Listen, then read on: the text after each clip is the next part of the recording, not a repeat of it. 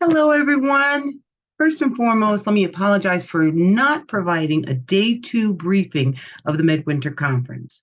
Anybody who's ever been to a national event or even a department event, you'll know that when that gavel sounds and the hustle and bustle and hurry up and go get dressed ready for the banquet and we got this and we got that, still so many things happening and I couldn't find a quiet spot, nor could I carve out the time, and I apologize. Again, for those who don't know me, Victoria McCoy, National Public Relations Committee.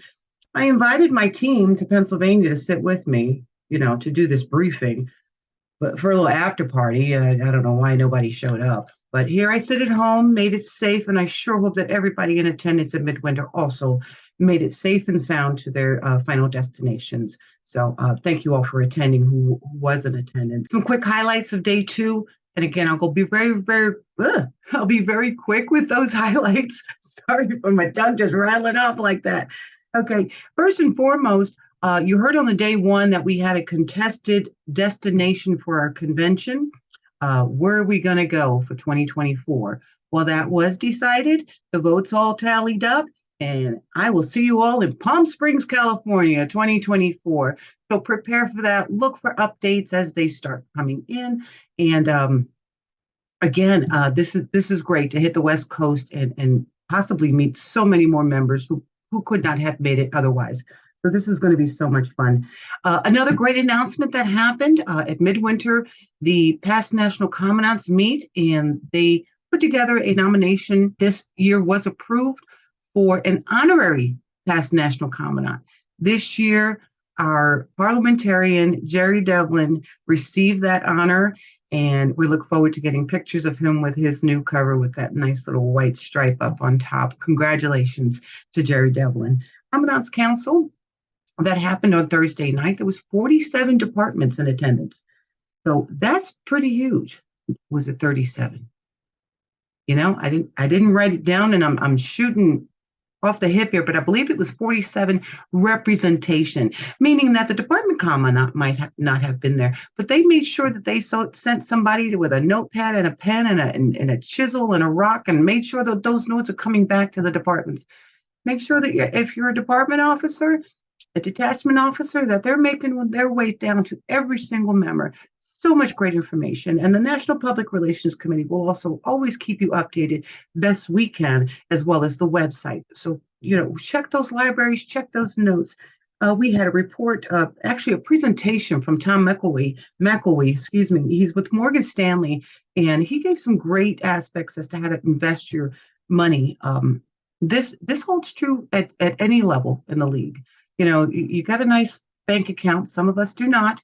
You got a nice bank account, but you need to watch it grow.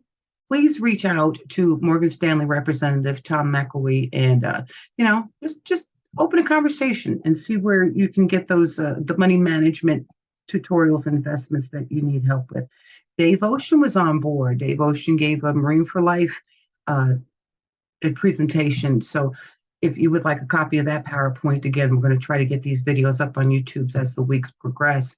But Dave Ocean's a great point of contact, as well as Mark Munger, who was not in attendance, unfortunately.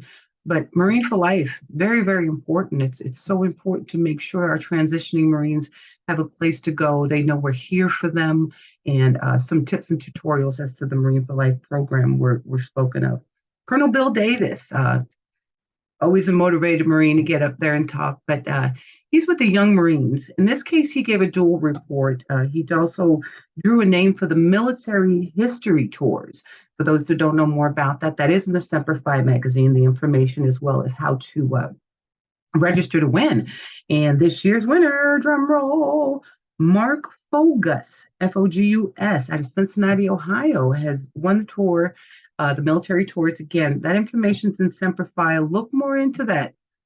Help support that program. It's an amazing program. Colonel Bill Davis also spoke about the Young Marines and where they are and where they're moving forward and backwards and what's happening out there. One thing that he said that I do want to touch upon, an awful statistic, but I have to share it so that it hopefully will resonate for those that might need help in their communities to establish a Young Marines unit. 77% of young Americans, and we're talking about, that age group that would otherwise be thinking about joining our armed forces, are not eligible to serve. That's right, 77% are not eligible. That's huge.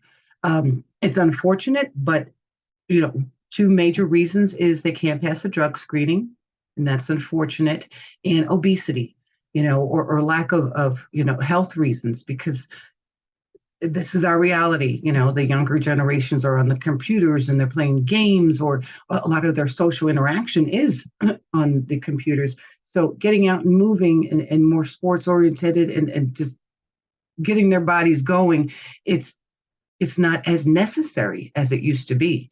So yeah, get out there, get those young Marine units started up. And Sergeant Major Manis, Angela Manis, Marine Corps League liaison to the Young Marines, she always makes herself available. How can I help? How can I start a unit? What do we need for a unit? You know, are we eligible for a unit? You might be zoned somewhere close to one. You might not even know we have one right in your backyard. So look into that. The Carolina Museum of the Marines. That's an Al Gray Civic Institute. We had Sergeant Major Joe Houle report on that and give a little presentation. And again, those websites will all be shared via our Facebook page, or possibly Jason House, who is the editor for all of these videos. Maybe he can put it right there like he did for my first video. But there's a lot of websites. So if I said anything that kind of said, I want more about that, and you can't seem to find it either here on this video or otherwise on any social media or the national website, public relations at mcleague.org. Then you will reach Victoria McCoy, that's me, and I'll help direct you, get you to the right person.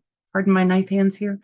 And we kind of help with the telephone operator system, if you will, for the Marine Corps League. We'll get you the right answers. If we don't know them right off the top of our head, we'll point you in the right direction.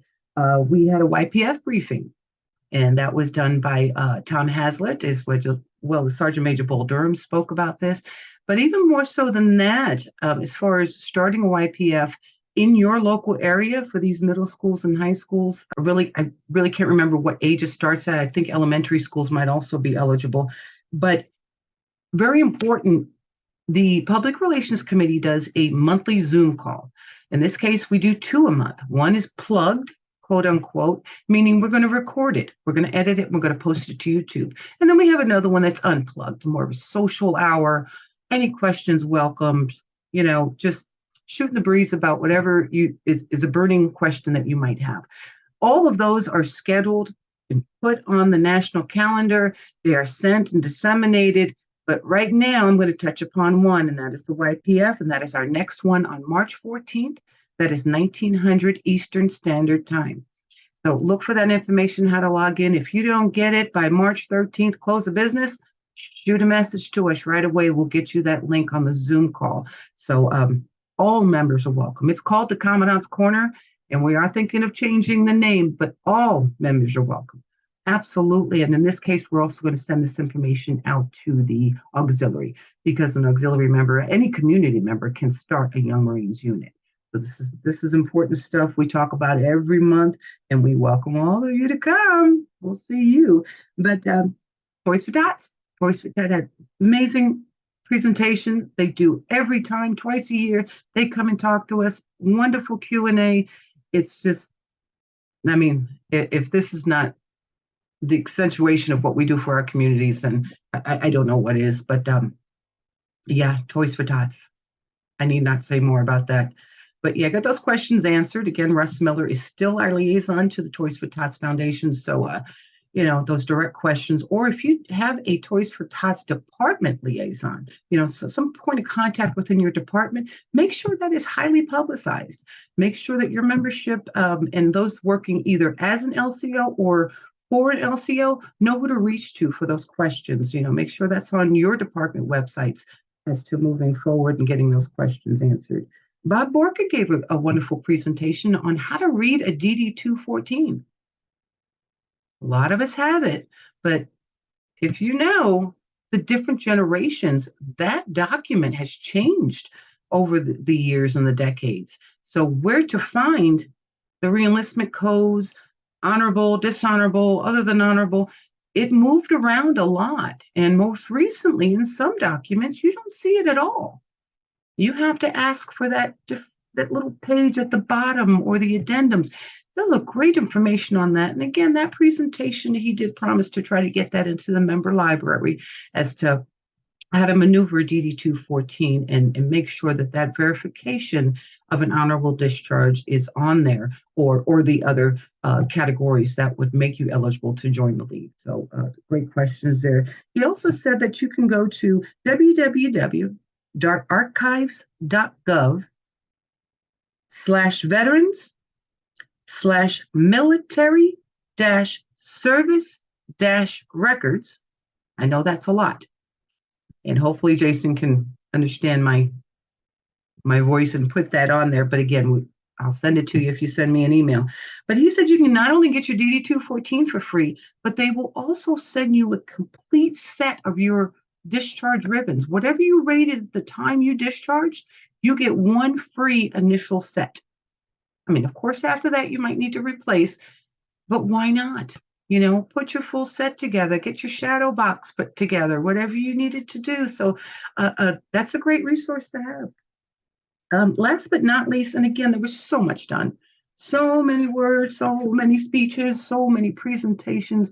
We encourage your attendance at every national meeting. Know that this is not for your upper echelon, if you will, you're only your department officers, or it's for everyone. And what you get firsthand rather than waiting. And we hope you have a great dissemination system and that chain of command is doing the job and getting it down to you. But if you don't, start asking those questions. Hey, where can I get this? Where can I get this? The library's always open. You don't need a library card. Come on in. But the last piece of information I do want to share with you, and it's very, very important that you educate yourself on this, is the National Convention in Oklahoma City, our 100th anniversary. We have four candidates for the National Judge Advocate. So very healthy to have, a contested vote. It's so wonderful to see so many people wanting to advance in the league, and all of this knowledge. All four of them bring so much to the table, and it's very important you get to know them before casting your vote as a delegate. Just so you know, those candidates are Bruce Rackfeld out of North Carolina. Reach out, get his bio, find that information. David Porter, he's out of Massachusetts. Scott Westerfelt in Florida. And Bob Ziltz out of Pennsylvania. Again, all four amazing Marines have led different levels of the Marine Corps League in different aspects, and they're ready to move up. We're ready to receive them, whoever it might be. But four candidates is an amazing thing to see.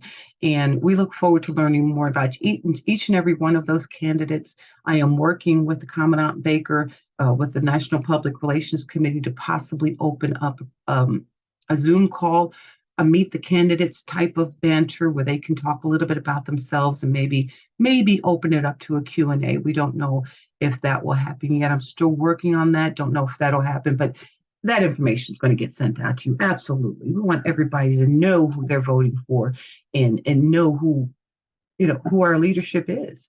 So ask the right questions. And this is going to be an amazing year. 100 years. And you all, I'm telling you, when I saw you at Midwinter, you didn't look a day over 99, not a one of you. So kudos for that. But that's me. That's Victoria McCoy just bantering about what I saw. I probably missed a lot of notes. I'm not going to lie. It was a lot. So if you have something you want to share, and make sure you share it with me so I can share it out there, or you share it yourself. Throw it on the social media pages. Throw it on your websites. We'll try to catch it where you have it.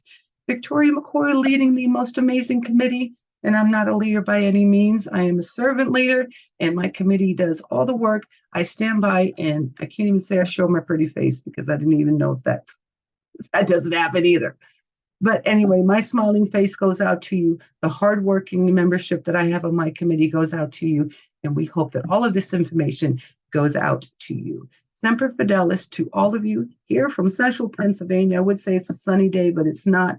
But I wish you all a wonderful day and a very productive Marine Corps League 100th anniversary. Semper Fidelis, everyone.